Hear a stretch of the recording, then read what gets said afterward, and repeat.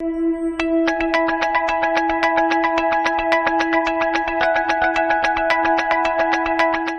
have been provided with 3 test tubes. One of them contains distilled water and the other 2 contain an acidic solution and a basic solution respectively. If you are given only red litmus paper, how will you identify the contents of each test tube? So the situation is something like this. Let's assume that A test tube has distilled water in it, B test tube has an acid, and the C test tube has a base in it. Now we know this concept that whenever a red litmus paper is present and if we add base to it, then the color changes to blue. That means out of 3 test tubes, we can easily eliminate or we can easily identify the third test tube because it is base, and whenever a base is added to red litmus paper, its color will change to blue. That means the C test tube can be easily eliminated. Now we are left with A test tube and B test tube. Now the A test tube has distilled water in it.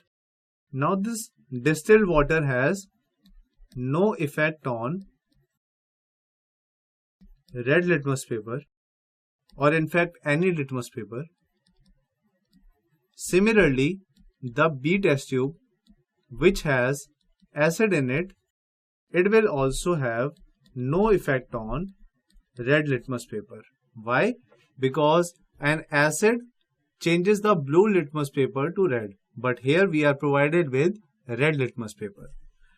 Now we can easily come up with a method in which I take 1 drop of distilled water, 1 drop distilled water, and I add 1 drop of base in it. If I add 1 drop of distilled water plus 1 drop of base, the overall solution, the total solution will be basic in nature. Now similarly, if I take the acid, if I take 1 drop of acid and I add 1 drop of base, I'll be getting a neutral solution.